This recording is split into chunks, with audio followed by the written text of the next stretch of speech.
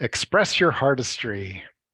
It's a real skills workshop. And what in the world do we mean by heartistry? For me, heartistry is an expansive version of artistry. Because when I think artistry, I think, oh, the things that artists do. When I think heartistry, I think things that humans do when they're connected to things that matter to them. And if you feel like you have something inside of you that you really want to share, but you're not, we feel like this is the right place to be, because um, artistry is about expressing what matters to you and finding a way that feels true and authentic and doable and enough of a baby step that you feel safe in doing it right now. And sometimes just clearing a block or boosting your energy a bit um, is what makes that a lot easier and more fun. And I'm here tonight with my co-creator, Kathy Vartuli from the Intimacy Dojo and Thriving Now. I'm Rick from Thriving Now, and we're going to be facilitating this workshop. And Kathy, what does heartistry mean in your life as we've been exploring this new Um, I concept?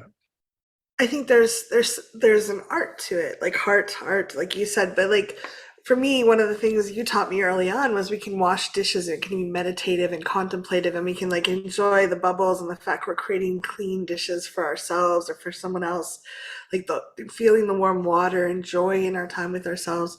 That feels like a very different experience than someone who's just like scrubbing the sponge across the dish and like hurrying up and trying to rush through. And I've seen that too, like when someone who's cooking, like there's something they add where they're just like love in their hands and the thoughtfulness and attentiveness. And you can, like, the food feels different. The same ingredients, same like time, but there's a certain intention and thoughtfulness and caring that goes into it. Um, and I think that I want to live in a world where there's more of that. And there's certainly times where it's like, oh, just take the trash out or clean the baby's diapers, and we're not going to worry about being meditative and thoughtful and loving at this, like we can still be caring and kind, but we're not really putting so much into it.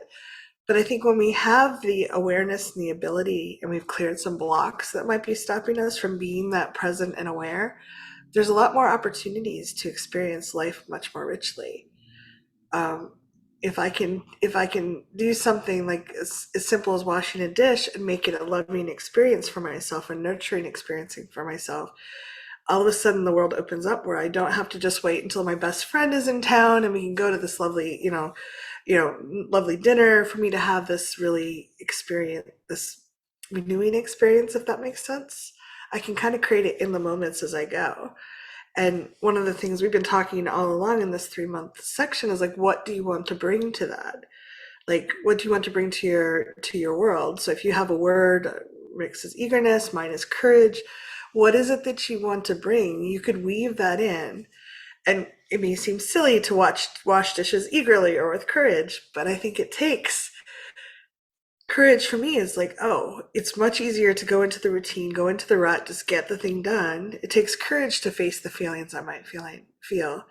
Um, if I'm feeling particularly sad or I'm having a day where I'm feeling really frustrated, being quiet and present with the dishes, I might suddenly feel those feelings. They might come up. And it's much easier to rush and kind of distract myself versus like, oh wow, I didn't like that interaction with that person today and I'm feeling some of this. And it does take courage to like, can I take a breath? Can I still appreciate the bubbles and the warmth and the fact that I'm creating this clean dish, and also give myself room to feel all that I'm feeling, to kind of be with me as I am and the situation as it is, which may not always be delightful. So I think there's ways we can weave in so much, and we can take things to such a nice depth that gives our lives like, I don't know. There's quiet moments that I remember that I still from when I was a little kid that were really precious to me, and they weren't necessarily the fireworks and the, winning a first prize or something. It was like sitting under a tree and watching the leaves go and seeing the shadows from the sunlight, like those quiet moments. And I think when we can create those, it gives us a feeling of control in our world. Like I can create the kind of life I want to live, even with the quiet moments. I don't know if that resonates with you or not, but that's how I think of it, is living life with heartistry. Thank you. resonate with that. And one of the things that comes to me is that as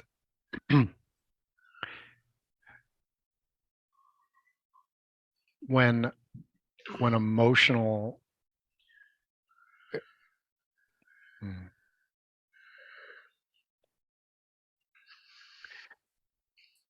I've noticed that the more that I'm aware of the emotional skills that I want to bring and the emotional qualities that I want to bring into my world, that there's a richness to it, which is very different from the human doing.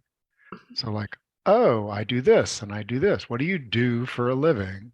Like, that's asking what what's your work, Mhm. what's your doing, and that's pretty normal, pretty standard to look at our lives in that way. And to notice emotional distresses and pains and suffering, and anxieties and worries and things. Um, but what about all of these qualities that you also demonstrate in your work, like um, persistence or flexibility and spontaneity? Like to me, um, I can be very like persistent and I can activate that in me. I can be very competent. That's sort of an energy space. It's not really about what I'm doing. There's a kind of like, I'm competent. I'm competent at learning something that I don't know, or at least competent to communicate, hey, this is not my skill set. So, like, and I can be generous. I can be generous as I clean the dishes. I can be generous with my attention to my daughter. I can be generous in how I reply to someone. And if I'm noticing and aware that generosity is one of my heartistries, and I like it in the same way that someone who has a skill of playing an instrument or using a particular artist's tool, I'm blessed to know a lot of people that are artists by their own identity. They call themselves artists and or musicians. They call themselves that. That's something that lives as an identity for them. Um, I've been moving, and I think this be what matters. The idea is that you move more of your emotional qualities into your identity so that you have access to them and that you can bring them forth and you can apply them in your life. And the extraordinary thing that goes to I think the energy of who we are as human beings is I've noticed as people have moved more into their heartistry that the influence that they have on the spaces and people that they touch change. They start having synchronicities. They start having, and this is, we have this doing layer, we have this emotional layer, and we have a spiritual layer too, the intelligence that lights us up with each other. Um, and that, you know, to me is one of the huge benefits from a very spiritual, practical basis is that if I enjoy being encouraging or generous or appreciating, and I notice other people that start to resonate with that, I'm crafting my emotional world. And that Mhm. emotional world is what helps us to be thriving. There is survival. I mean, we're wired for survival. It's a good thing to survive. I've done it for quite a few decades now. But our work is around thriving and emotional freedom. And that's why we go into something like heartistry, even having that in your mind and heart and body, like, ooh, what does that mean to me? What would it feel like to express something that is me? I think that's really, I love the concept. And I just invite each of you to kind of think about what kind of world do you want to craft? What do you want to? I value kindness, for example, and there's times at work where I'm really tired and I'm just like, oh, this person's a pain in my butt. And then I'll remember that, oh, I want to craft a world where there's kindness, and I don't know what this person's going through. I have no idea.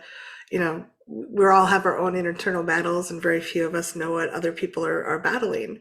So, like, I try to weave in the kindness, even though part of me is just like, oh, I want to say bad words to this person and tell them never to talk to me again. I'll say, I hope this helps you and you have a great weekend.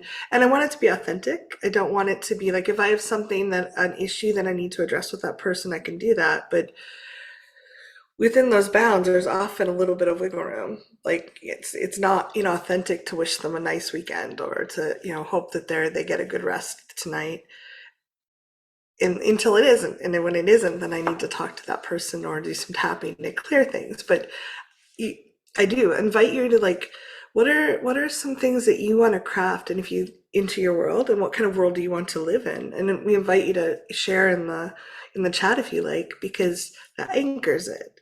The more we share with other people what we value, even though that can be kind of scary, it's really vulnerable sometimes to share that, hey, I value kindness and generosity and um, being authentic and vulnerable, because some people are not going to necessarily be nice about it. But when we share it in a safe group like this, it helps anchor it in our world. And I do think the universe responds to that too. We subconsciously respond to that.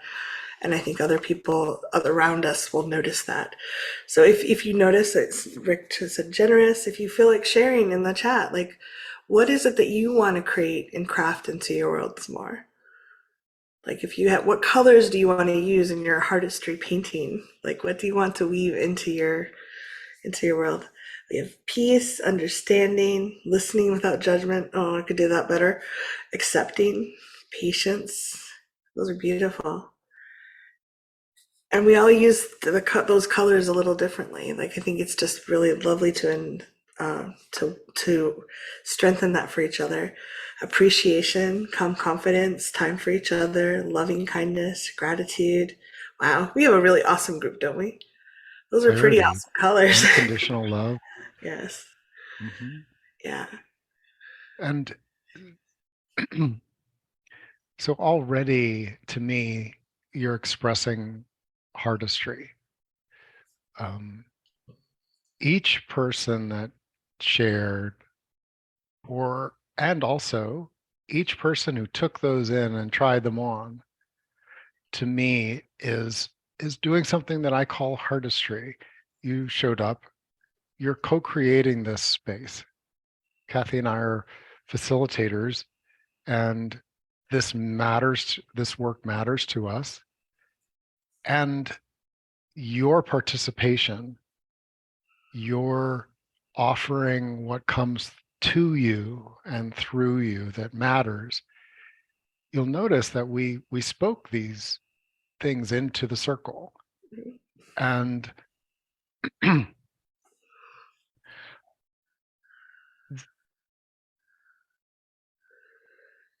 expressing our heartistry from a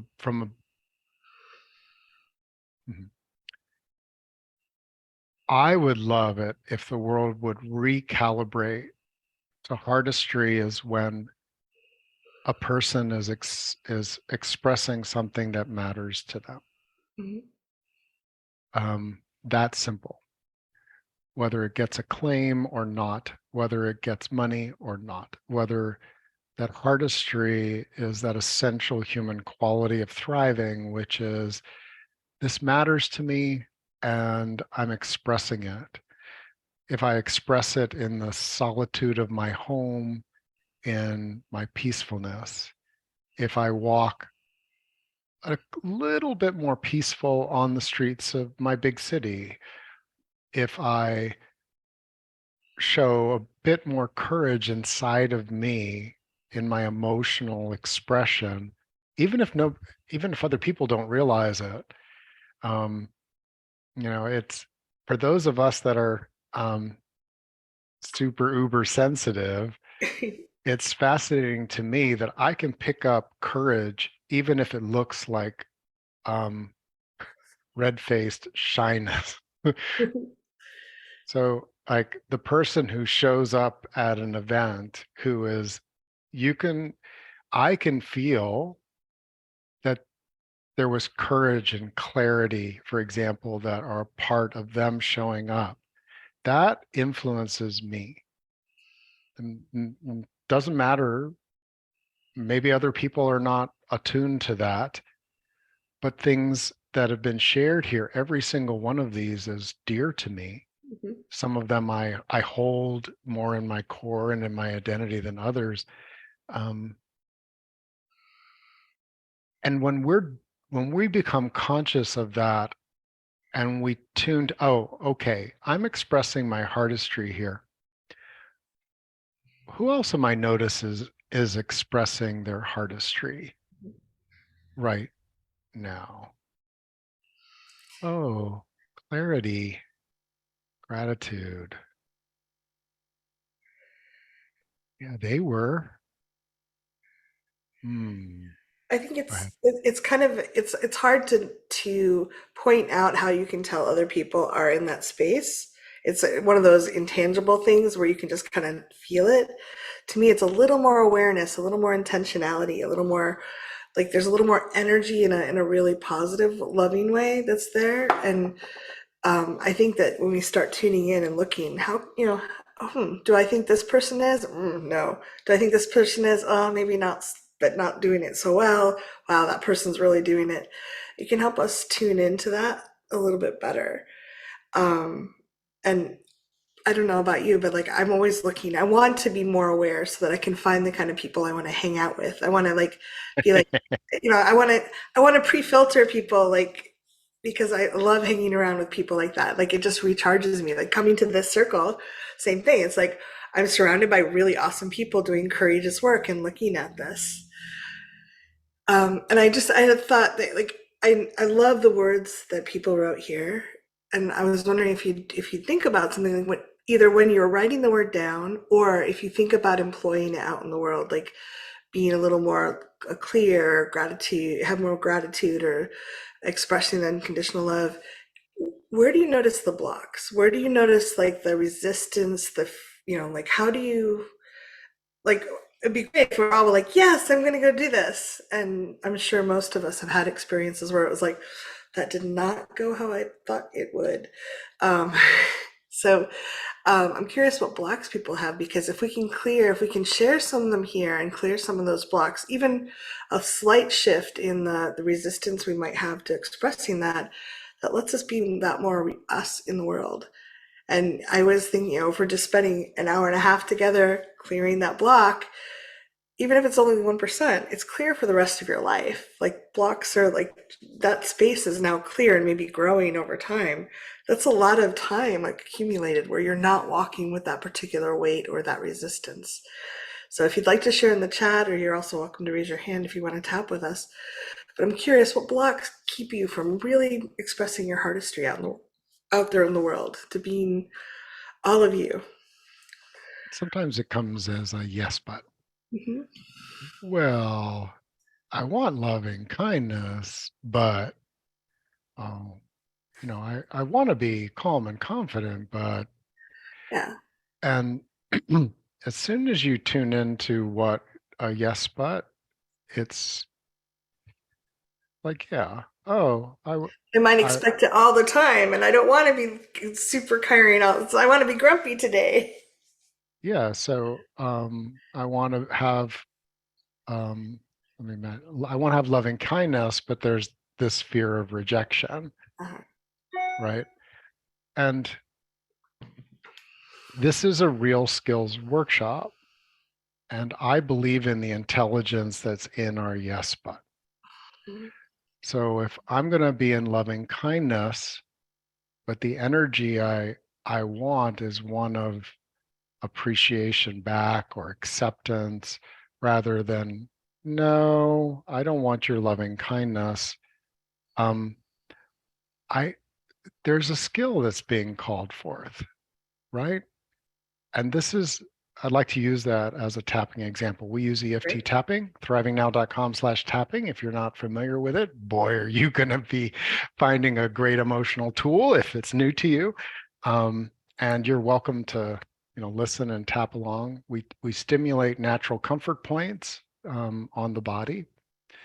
Um, even though I I want to be loving and kind. Even though I want to be loving and kind. Loving kindness is part of my heartistry. Loving kindness is part of my heartistry. It matters to me. It matters to me. And part of me thinks that rejection um, should stop me. Part of me thinks rejection should stop me. But I want this for me. But I want this for me. And some will reject me. And some will reject me. Because I'm human. Because I'm human. And humans reject other humans. And humans reject other humans. I do it too. I do too. But some may really enjoy it. But some may really enjoy it. Top of the head. I want loving kindness. I want loving kindness. Eyebrow. I want to live in a world with more loving kindness. I want to live in a world with more loving kindness. Side of the eye. Great news. Great news. Under the eye. I have more loving kindness. I have more loving kindness. I could bring more loving kindness. I could bring more loving kindness. Yeah, that makes it more in the world. That makes it more in the world. I didn't realize this was that easy. I didn't realize this was that easy. Under the arm. I want more loving kindness in the world. I want more loving kindness in the world. And I can totally do that. And I could totally do that. Ah. I do think it can help to realize, I love that tapping, Rick, thank you. To realize that some people, when they reject us, it's not that they're rejecting the loving kindness. It's they may have been brought up. I had a friend who someone gave her a gift. The friend was just like, oh, I think you're amazing. Here's this gift. And my friend was just like, why are they giving me this gift? What do they want? And this person, my friend, had brought up in a family where there were hooks on everything. There was obligation.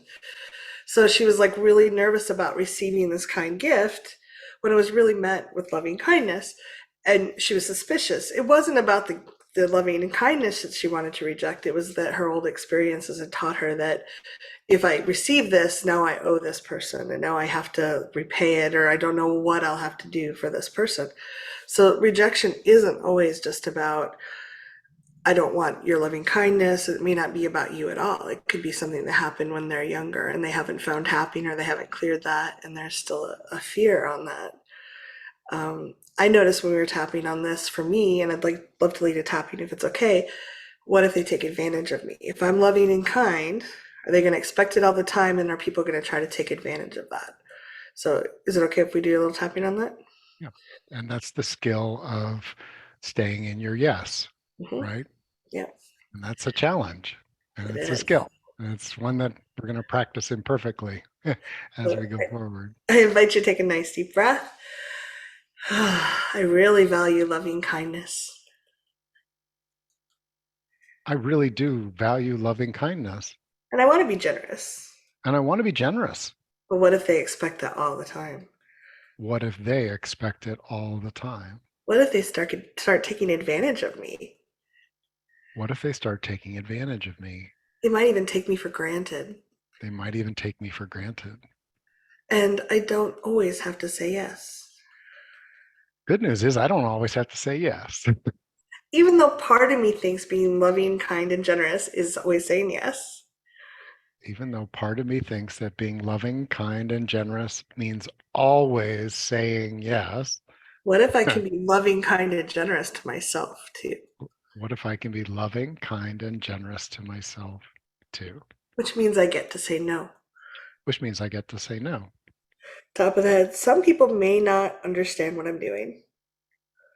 Some people definitely will not understand what I'm doing. Eyebrows, some of them might take me for granted. Some might take me for granted.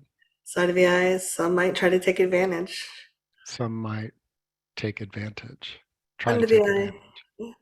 Under the eye. And sometimes they might get away with it. And sometimes they might get away with it. under the nose, and I can be with my body and my yes. And I can be with my body and my yes. 10, I can ask the universe to take care of the excess that I give. I can ask the universe to take care of the excess that I give, Collarbone, to direct it to the right place.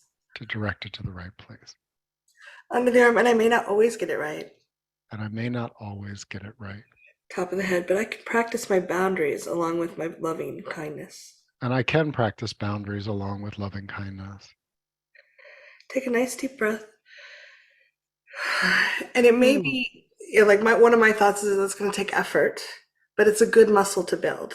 It's a muscle that I think it's really useful for us to be in our moment. Like I have taught some of my friends that if they ask me a question, I will just hold up a finger and take a breath. Because in cuddle parties, one of the things we teach is if a hesitation means no.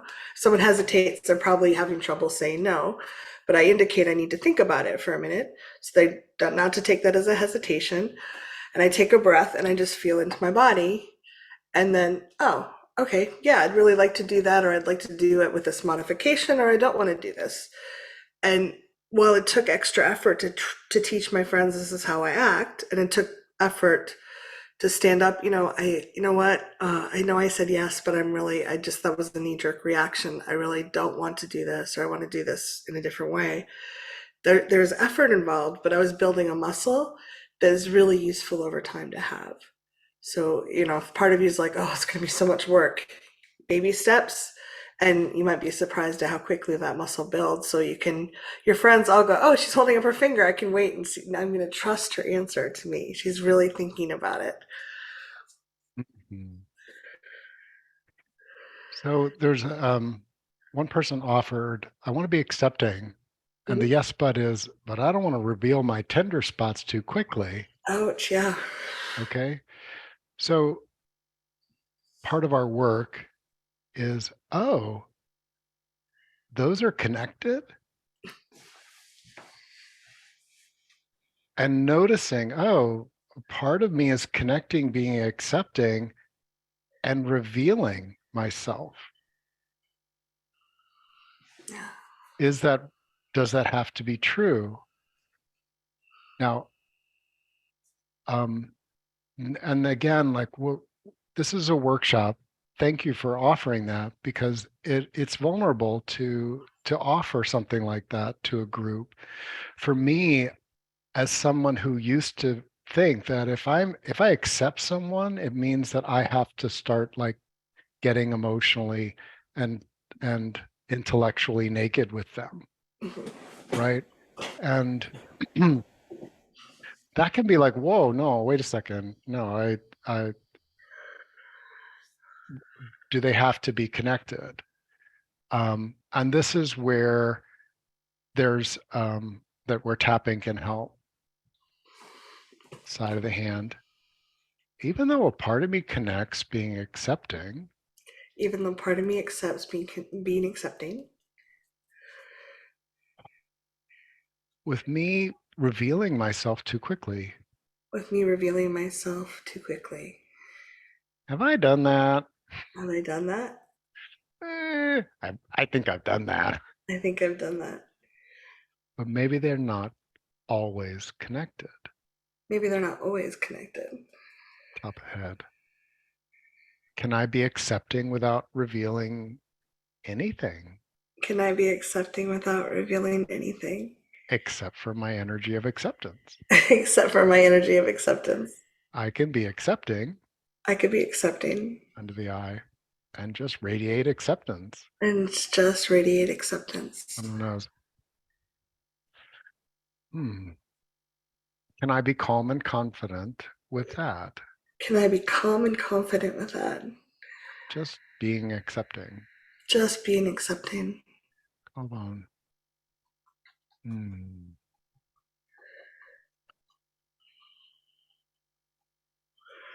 I'm letting go of the pressure to reveal myself when I'm accepting.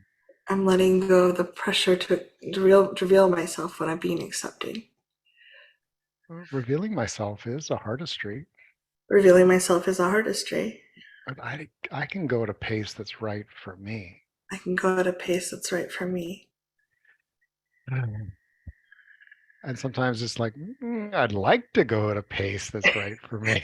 I'd like to go at a pace that's right for me. Tend to be a little quick. I tend to be a little quick, And I accept myself.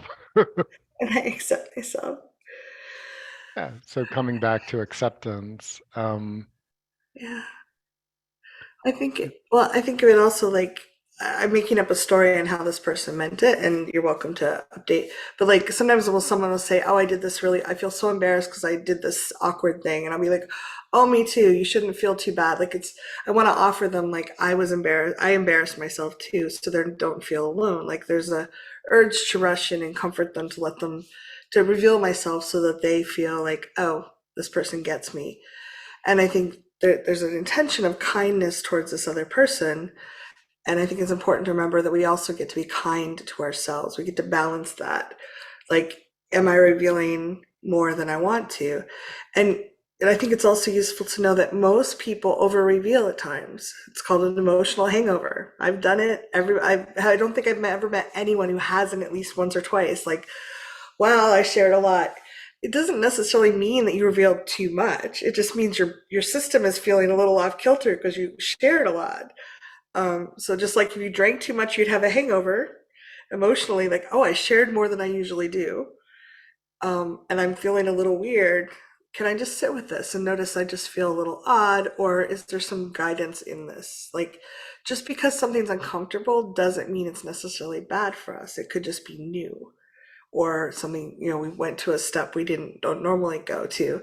And I think it's really great if we can just be with ourselves and go, huh, was that a body no? Did I go past my body no and my boundaries? Or did I just stretch myself? And so like my body's like, if I ran further than I normally do, I might feel some aches and pains. That doesn't necessarily mean that it was a body no. It just means my body's like, wow, that was a lot. Okay, I need to recover.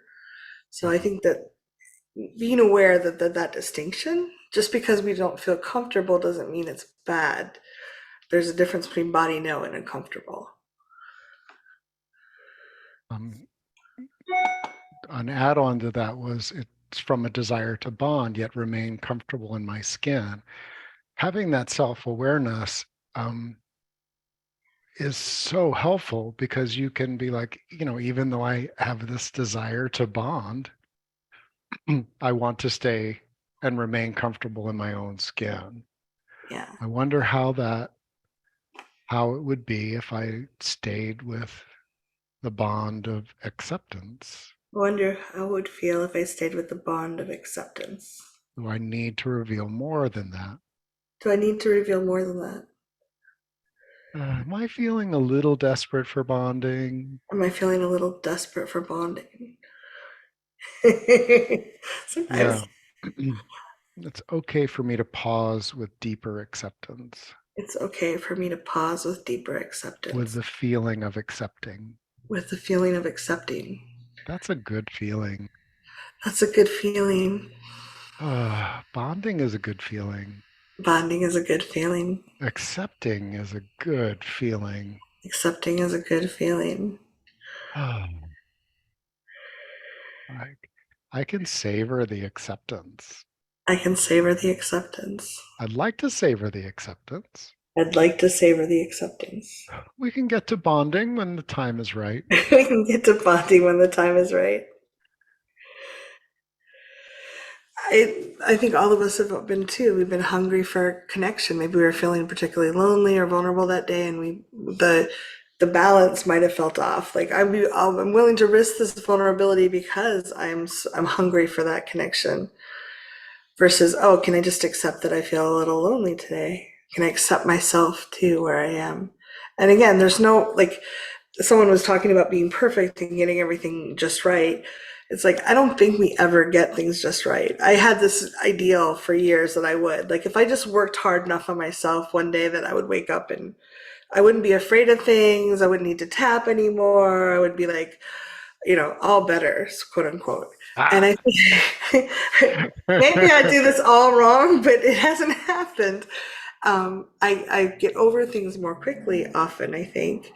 and yet there's still a lot there. And I think we get to be humans, that which means I imagine people that are here, we're curious people. We're not always just doing the routine and deciding that what we have is the right way to do it. We're like, oh, what else is out there?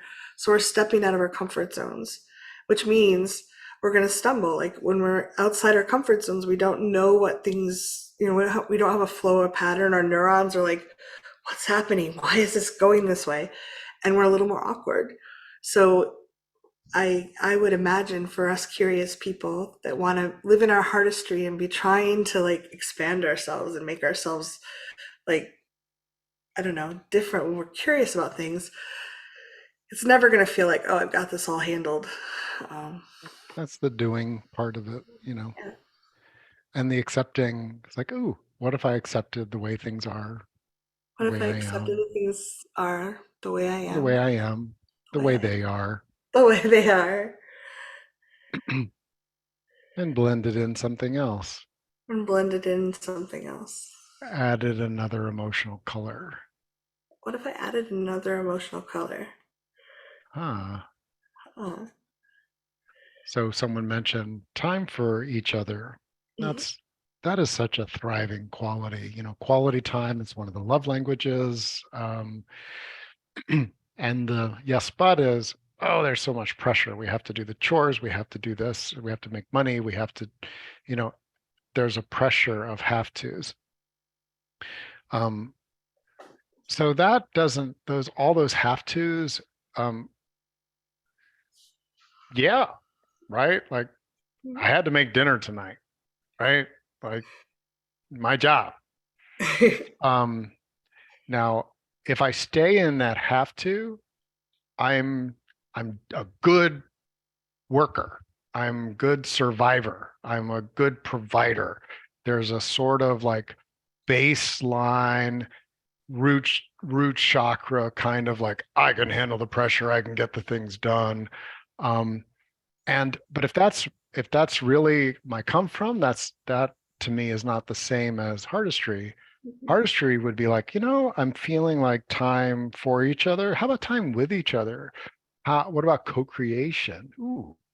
So like tonight, um, I, I said to Adira, you want to make rice with Dada? Now, this could be quite the cleanup job,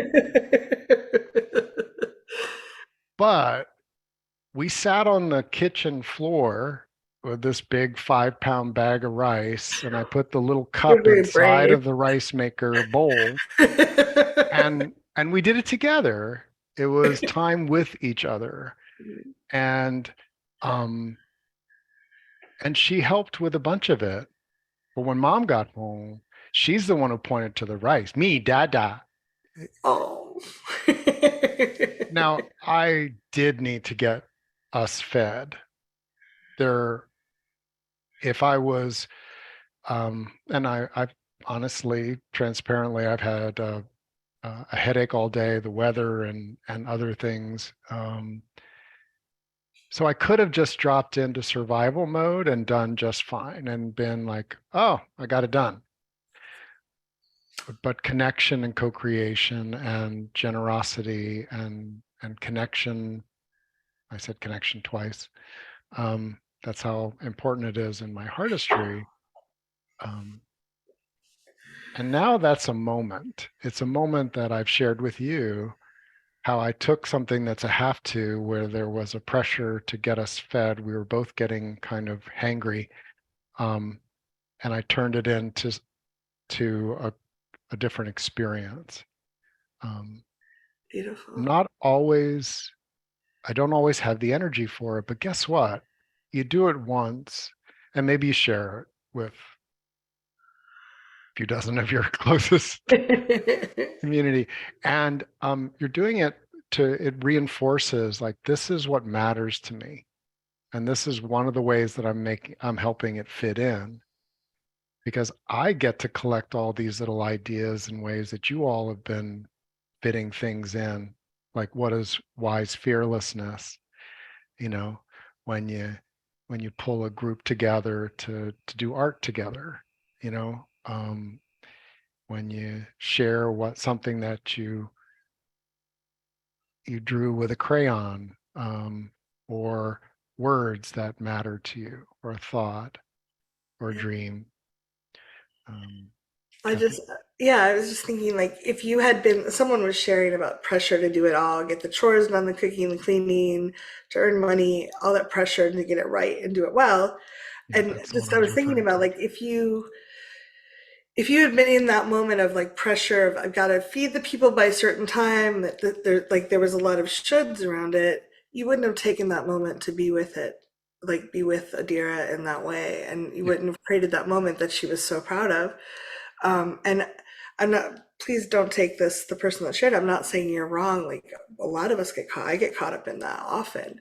But if I can have some goals and intentions, but if I can be in the moment, kind of being with the experience, the energy of the moment, there's a lot of opportunities um, that might come up. I called Rick earlier today. We were prepping for this call, and Adira didn't want. She said it was she was going to talk to me, and he couldn't talk to me. I was so flattered. They're fighting over me, um, and 2-year-olds are very blunt. When she's done talking, she just hangs up on me. I'm like, okay.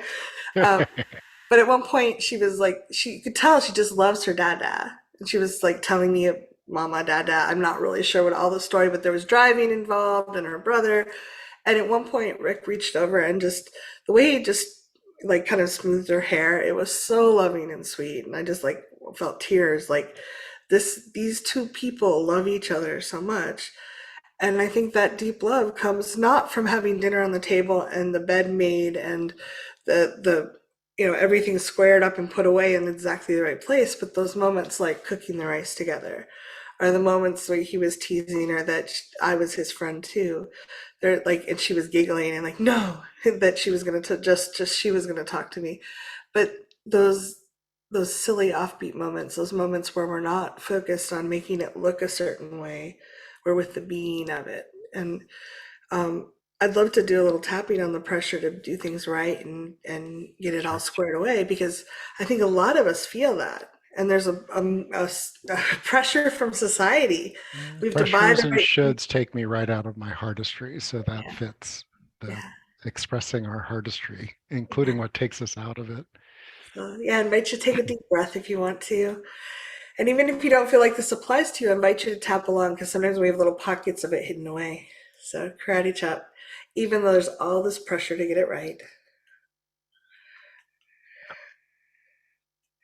Even though there's all this pressure to get it right. I have to have the forks and spoons sorted correctly in the drawers.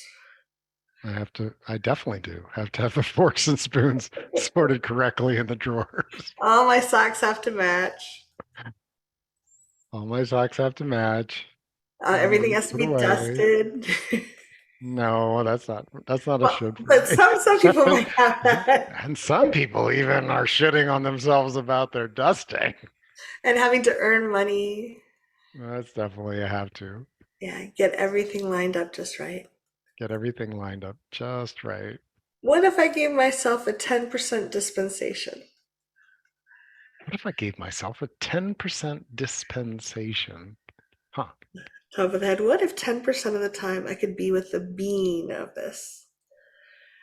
What if 10% of the time I could be with the being of this? Eyebrow. Experience the getting it done. Experience the getting it done So yeah, with curiosity with curiosity. under the eye. How could I experience this differently? Oh, that's a good question. How could I experience this differently? Under the nose. What if I intended it for my future self? What if I intended it for my future self Chin and did it with love. and did it with love? Collarbone. What if I brought in my younger selves What if I brought in my younger selves under the arm and did this with play? and did this with their kind of play Top of the head. It's too much that to they give up. never got to do? Yeah, top of the head. It's too much to give up all the shoulds right now. It's too much to give up all the shoulds right now, But I might be able to do 10%. but I might be able to do 10%. Just take a breath and see how that feels. To me, that just feels lighter because I can get really caught up in the to-do lists, and I want my computer to be clean and my email caught up and my desk clean and the plants all watered, and it's like I can really overwhelm myself. But what if I can water the plants with appreciation for the joy and the color they bring to my home? What if I Mhm. can tidy my desk with appreciation? Like, oh, I'm cleaning this so my future self can come and sit down and like have everything organized. Just think it brings in a little room for enjoyment or for a different energy. You make up you bring in some really powerful perspectives here that I want to amplify for a moment, and then we'll take a quick break. Um, Expressing our heartistry. Um, if I want to be generous, but I'm afraid of rejection or people taking advantage of me, there's an energetic skill of, well, how could I be generous in a way that doesn't require anyone else's cooperation? So if I can be generous with my future self, like, you know, Rick might be really tired in the morning. Maybe I'll just take care of this pan, the rice pan with the burnt on rice. And I'll do that before I go to bed so that At when least it Rick wasn't wakes up in the 5 pounds of morning, rice all over the floor. it's a clean, he can just go straight for coffee. And to me, that is being generous with my future self. Yeah. If I say, hey, I know money's tight right now, but I'd like to buy, I'd like to save for a sushi dinner for my future self, and for Father's Day, right, or for some event, and you put away $5 toward it. You're being generous financially within your means for your future self. It doesn't require anyone else to be happy about it other than you. um, Kindness. Um, this this practice is hard for people because a lot of us who had trauma in childhood and didn't have that kind of developed self bond, um, there's almost this I'm desperate to get the kind of connection, like I'm kind and you're kind back to me. I am agreeable and you're agreeable back to me. I am generous and you're generous back to me. That, bless us all, that's a trauma pattern.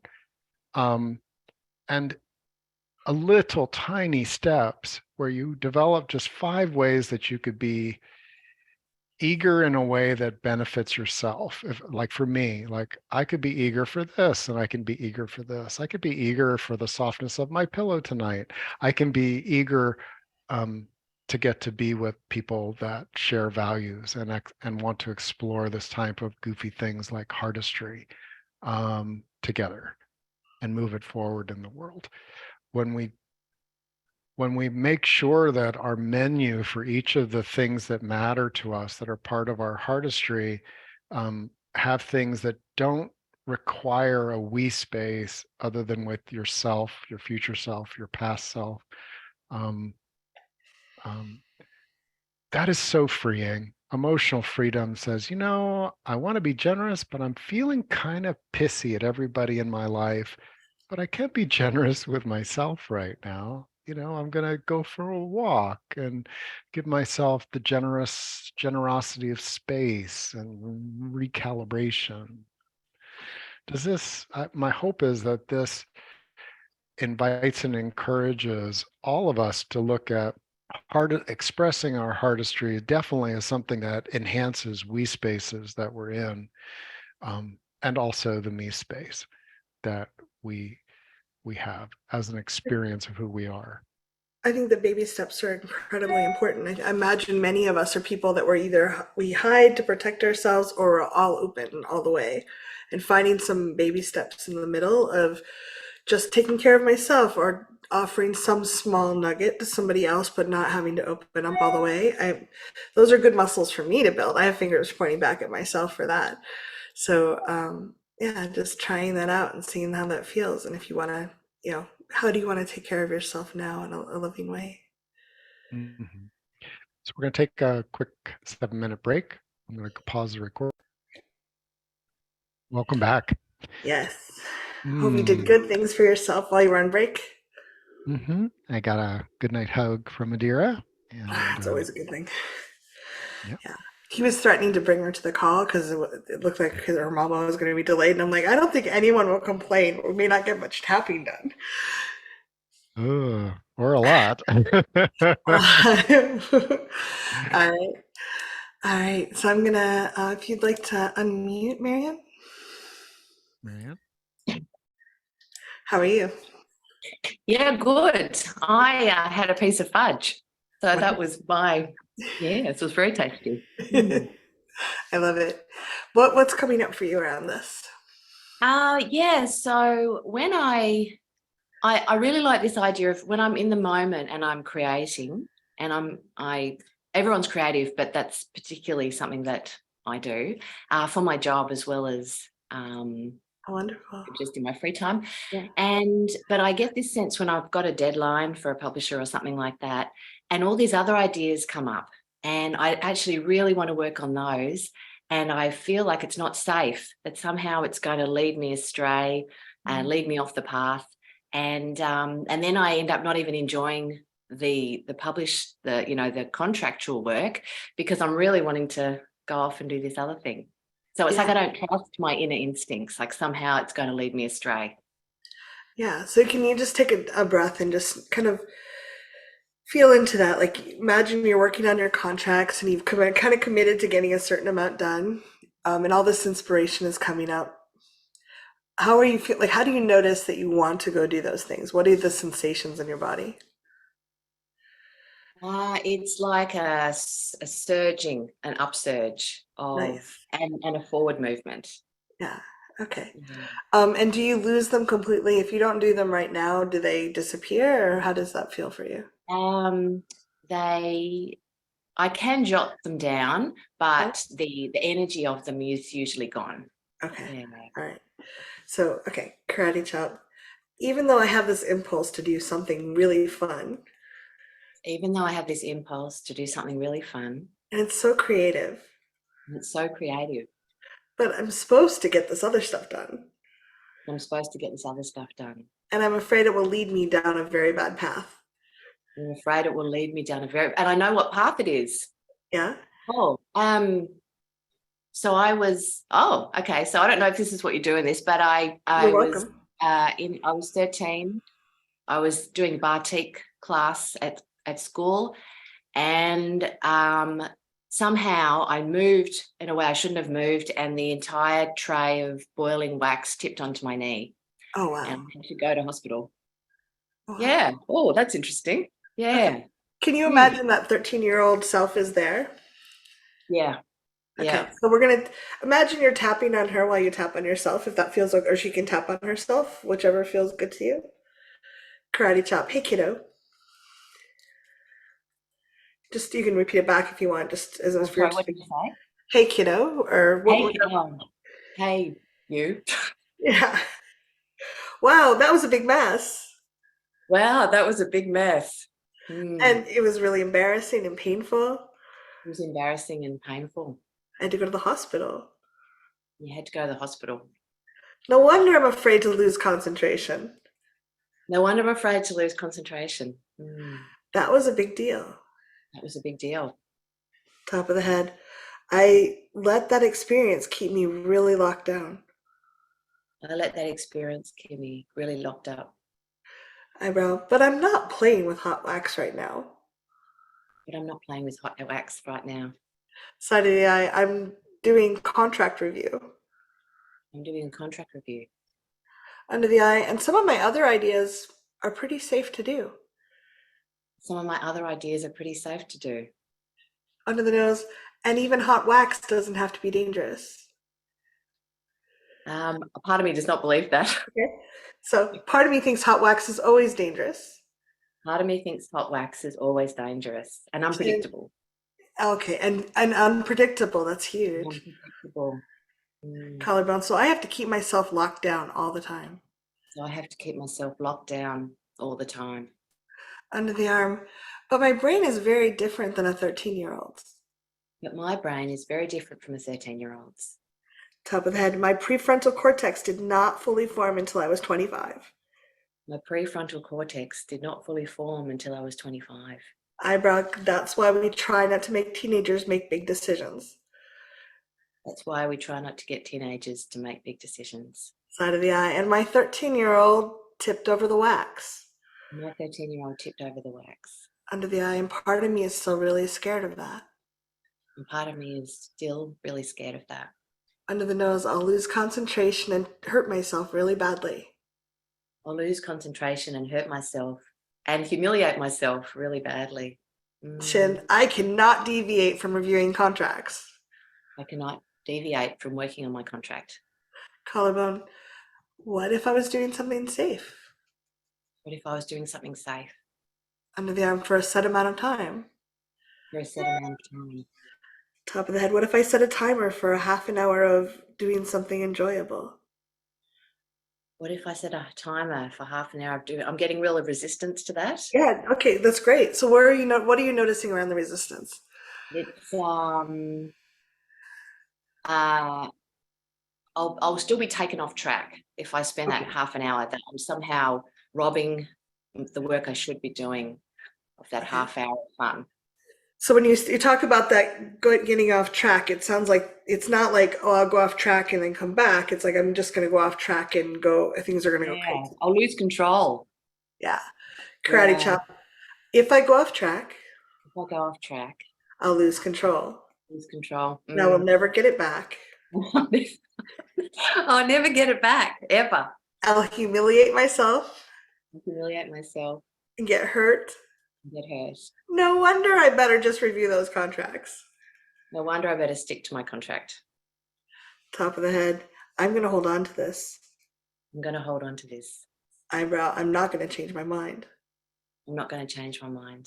Side of the eye. You cannot make me. You can't make me. Under the eye. I know this would really hurt. I know this would really hurt. Under the nose. I kind of doubt my ability to handle things. I doubt my ability to handle things.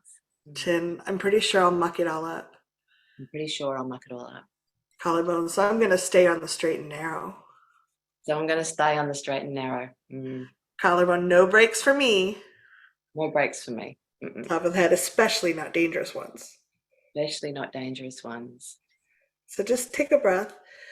And when we get in that creative space, like where we're in the being of it, there is a sense of like where the creative, it's kind of dangerous or edgy, like we can get caught up into it and we can be different than our, like, especially when we're younger, but even now, like as adults, there's moments where we can lose time and just be like, oh my goodness, I'm like the last hour, well, where did it go?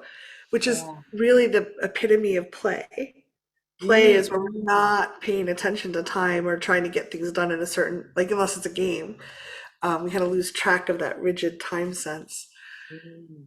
So when you think of that 13-year-old right now, and she was, she might have lost track of like what was important. Obviously, she wasn't watching out for the wax. And teenage people often can get very easily distracted. There's hormones going on. The prefrontal cortex isn't fully formed. There's like they're doing their best, but they're kind of walking disasters sometimes. What are you noticing when you think about her? She feels a bit freer, but she feels like she somehow broke the rules. I was a very, very studious student, so it would be a deep horror to have broken any rules. Okay. Well, I think this could apply for a lot of people. Can we do a little tapping for her? So just while you're tapping on yourself, imagine you're also tapping with her. So even though I broke the rules. Even though I broke the rules. And that was so bad. That was so bad. Look what happened. Look what happened. This wasn't a little problem. This wasn't a little problem. I had to go to hospital. I had to go to hospital. Top of that, I can never lose track again. Can never lose track again. Eyebrow. I've got to stay right on this Got to stay right on this.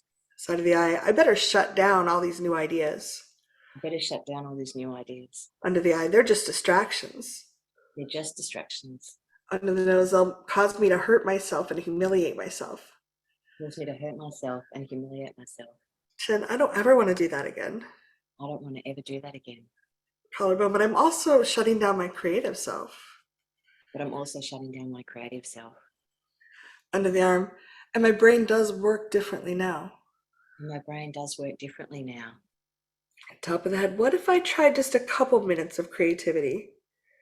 What if I tried just a couple of minutes of creativity? And see how that felt. And see how that feels. Just take a breath and notice whatever. It can be, part of you can be resistant. There's no right or wrong on this.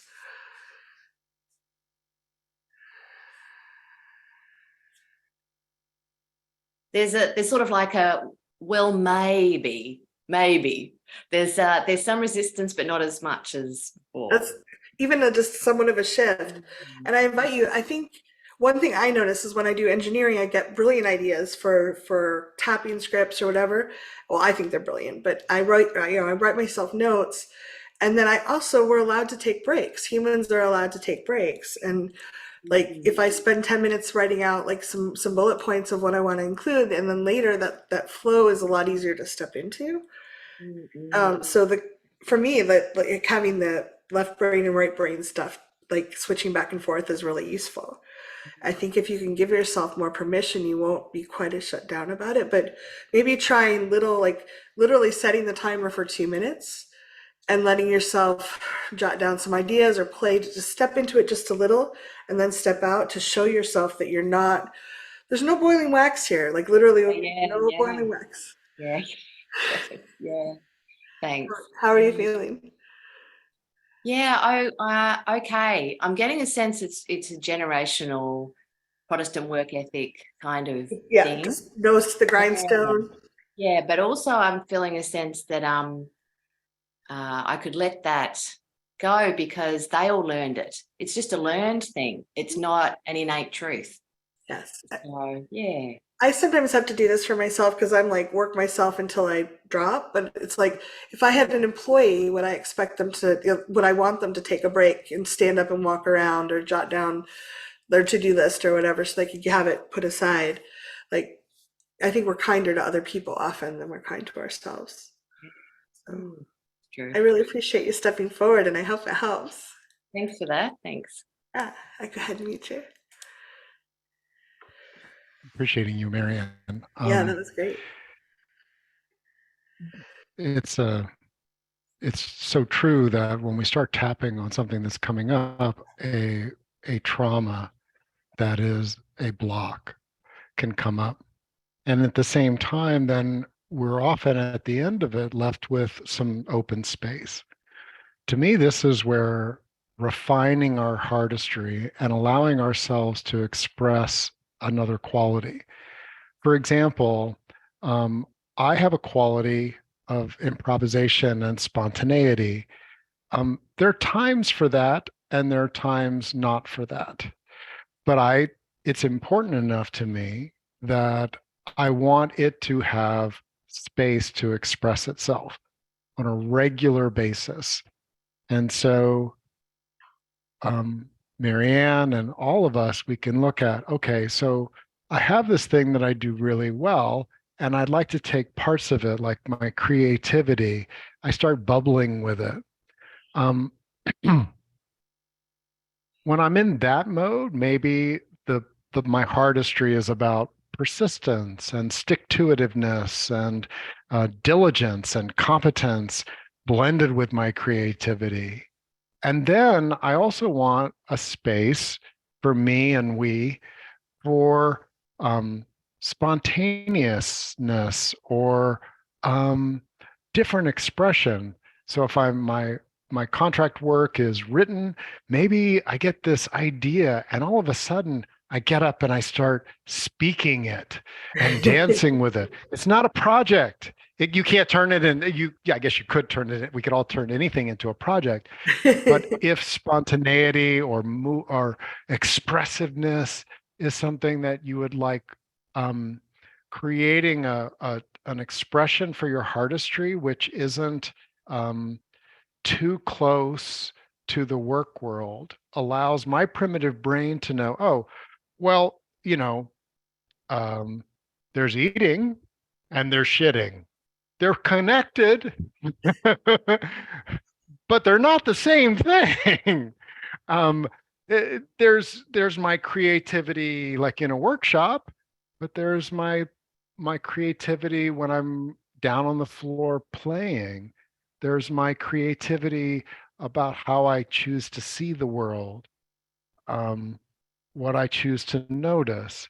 And as we take an honor and respect, like, oh, when I work, these are the things that I own these.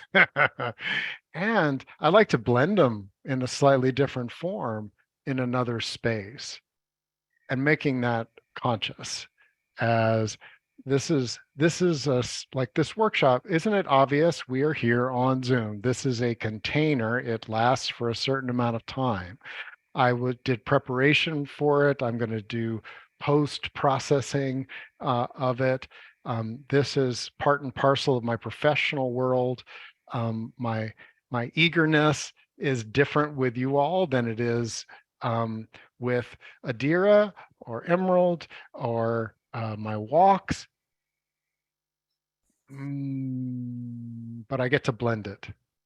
And if you are in that kind of shoulds, if shoulds come up, your primitive brain is doing it to you.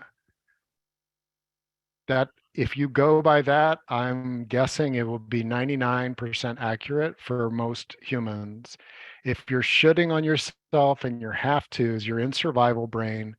And that's part of the real skill is, oh, I'm in survival brain. That's okay. That's one of the ways I get into doing my work. It's a doorway into my work world. Once I walk through it, well, my creativity kicks in, my competence, my professionalism, my all those things, my gifts with the language that I write in or speak. All those come into play, and I walk right through a should door to get there. No problem. Artistry starts from a different place, like, ooh, I am really wanting to be this and blend it with these other things that I have, right? Let them be some of the doorway into it. Ooh, my muse is speaking. What if I gave them voice? What if I grabbed a voice recorder and just played with my muse for a few moments? And that's whether it's 2 minutes or you leave space in your life for spontaneity. So for example, if someone's heartistry, they really feel like they're a spontaneous person who has always had to sit in the desk chair and not move, and they're saying, I want to be more spontaneous, but there's so much training. You're not supposed to stand. My watch told me it's time to stand up, and I know it's not time to stand up because we're in the middle of a class. I can't stand up. Tap, tap, tap. Even though they taught me not to be spontaneous, it's my precious life. And it's something I feel in me that I want to express. How could I blend that with some of the other things that I am? And I had somebody that always went to the gym and they wanted to be more spontaneous. And so what they would do is get in the car. Their guidance was, I'm going to get in the car and I'm going to head down the road like I'm going to the gym, but I'm just going to let myself decide, where am I going to the gym? Am I going for a walk? And what's interesting is that I adopted that. And that's the benefit of heartistry, is that somebody comes up with an idea and they start expressing it, and it helps them feel more spontaneous. And when I'm feeling a little bit like my life is rigid, what happens? I get in the car like, I don't know where I'm going. Oh, time for blending spontaneous. Thank you, buddy. And I get in the car and I start driving toward the road and I just see where it leads me. I've set aside a container that allows for movement and exercise. I'm blending in some spontaneity with it. When I arrive at the path, I can blend in some eagerness. I wonder what I'm going to see today that's different. I think that we're kind of conditioned a lot of times to think that that spontaneity is taking away from our work. And yet I find I have this thing where I'm in my desk, I should work until lunch. I should not stand up. And my knees, I'm getting older, my knees are like, this is not a good idea. The stretching once an hour when the Apple Watch tells me to is a great idea. But I find that I actually, like if I take a 1 minute walk around or stop and say hi to someone or get a glass of water or whatever, I'm more focused. I'm actually doing a better job for them. And I think when I can let my spontaneity out and I feel like I'm not repressing myself and just trying to bring my brain to work, there's more of me to, I think it benefits both sides. It's not like you're pouring it out of the work side into the creative side. It's like you're actually mixing it up and actually, I find I'm a better person for that. Are we tapping? Yeah. Even though I have resistance, Even though I have resistance, I am so human. I am so human about this. And I've been conditioned out of a lot of my heartistry. I have been conditioned out of a lot of my heartistry.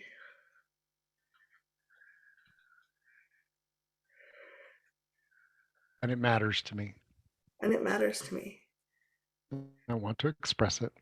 I want to express it. And I'm going to. And I'm going to. There's that resistance. Oh, there's that resistance. Hello, friend. Hello, friend.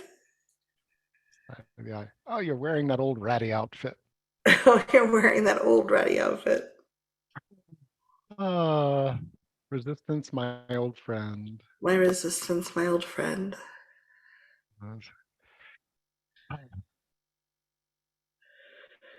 And it's okay.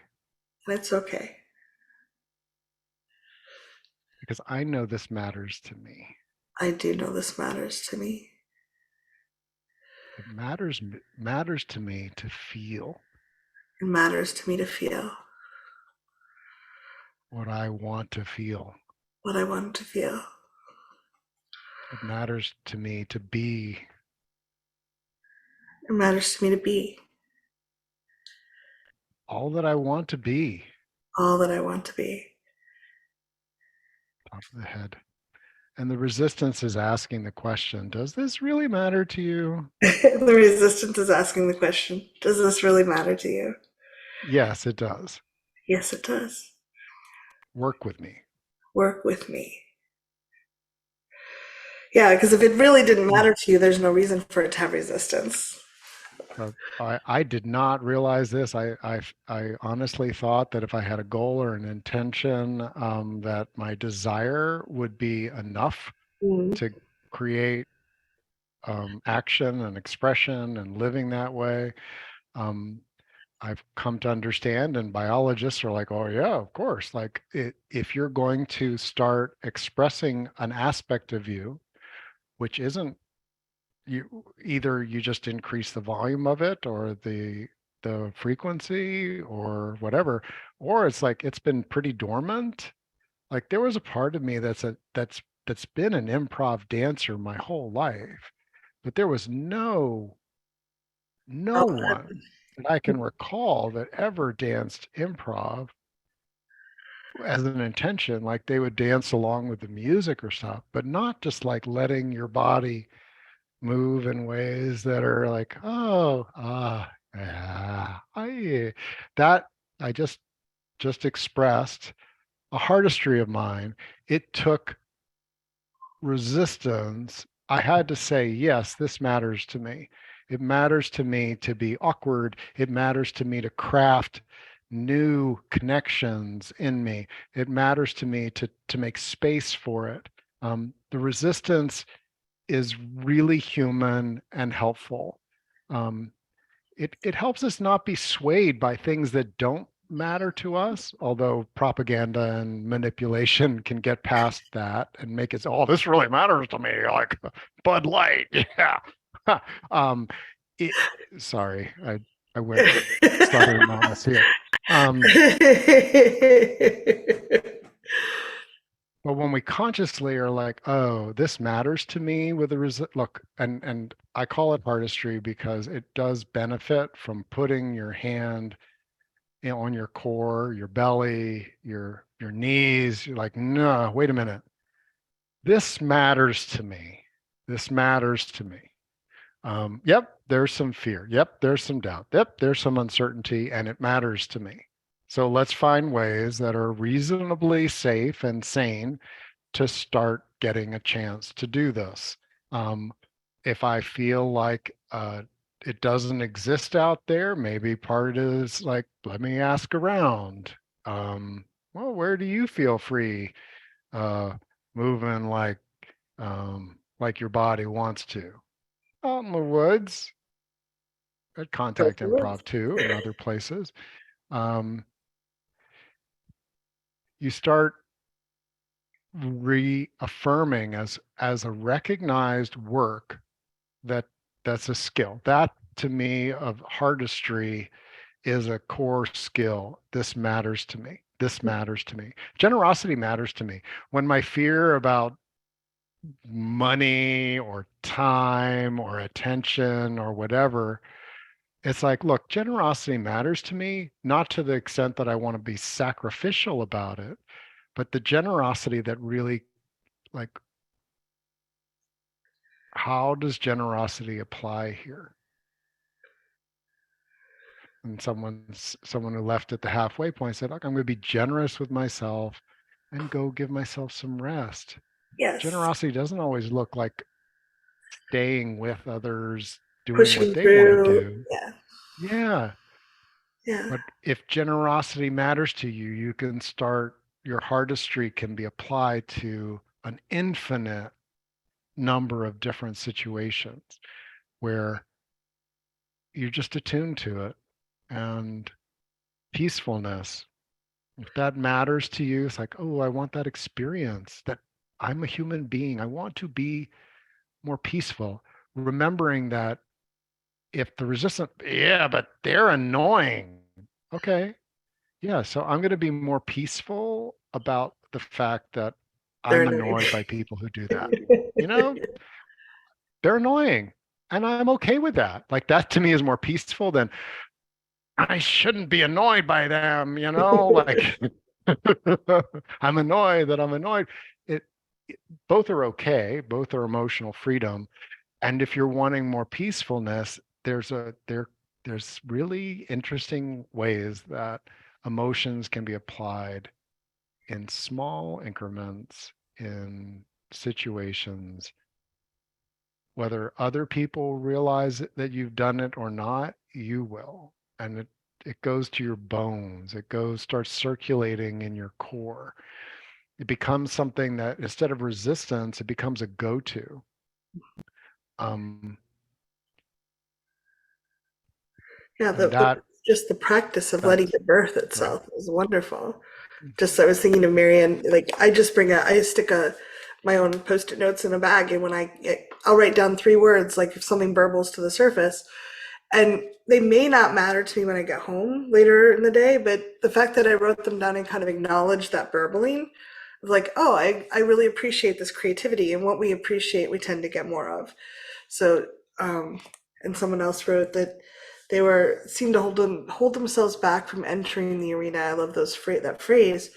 I think that if you're noticing that, like Marianne, other people, many of us have illogical beliefs. Like we're not playing with hot wax right now, but our survival brain doesn't know that. It associates. And those are the things we can't talk our way out of. We can't logic our way out of. So we can do tapping, we can share that. Even if we just get a little air in that, it suddenly starts having room to shift. If we can say, we don't have to shift it all at once, but if you're noticing something you want to do, just acknowledge it and notice what you're feeling in your body. Bring it to one of the circle calls.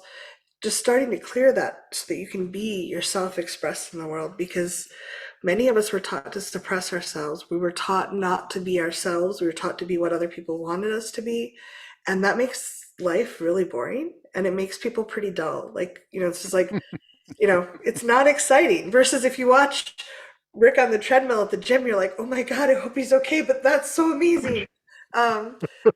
It brings some Ah, joy and play in life, and I think we all need that. So I wish that for each of you, and I really appreciate you all spending the last hour and a half with us and being vulnerable and being willing to share in the chat and on video. And I just really appreciate what you do for the world. But I think you'll walk out of here with different thoughts, and you gave yourself that. So thank you so mhm. much.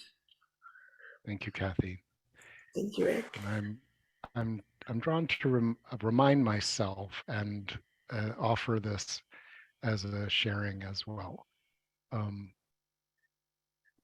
when I when I first started doing EFT tapping, um, there was this pressure that came that, you know, um, this feels important to me. This matters to me, emotional self-management and everything else. And I started getting a feeling of the bigness, the potential bigness. And I stopped for a while. I stopped doing what was really part of my artistry, which was just sharing it when the universe put me in connection with somebody. I would point it out that this is a tool that I'd be happy to show them a little bit about it. If you feel like I'm afraid of entering the arena, to me, there is a skill in recognizing, is this where I really want to go? The arena? I realize that by tuning myself to what really mattered, which is very individual, that I could find ways of being in my artistry that felt right. Um, and if the arena happens, it's like from yes to yes to yes to yes. Like right now, the arena does not feel appealing to me at all. Oh, but you could make such a big impact. Yeah, you put me in an arena with 65,000 people, I would rather be here with you all. This feels more true to my core. My heart is like, oh, this was great. Thank you. What a nice. And I just offer that as because I model this when the pressure builds up around something that's artistry, bringing it back to, well, what makes it matter to me? How can I have that experience without requiring anyone else? And what's the next like we space that feels right to me? And it could be one person comes to mind and you're like, I want to ask if they'd be willing to hear my poem. And I'm okay if they say no. And that'll feel good to know that I could ask them and I'm okay if they say no, because that addresses the rejection. And if they say yes, I'm okay with them saying yes. So as you explore new aspects of your artistry, um, feeling for the right size, the right we space, um, can calm the part of you that really probably wants to do it a bit differently than maybe you've been pressured or believe you have to do it in order to be an artist. That's why I call it artist. Bless you, Kathy. Bless you all. Thank you Thank you. all. Love your feedback. ThrivingNow.center is a little enclave circle community space that we have. And if you would like to share something about your artistry, it's open and it's free. ThrivingNow.center. So yeah, Night, everyone. bye for now.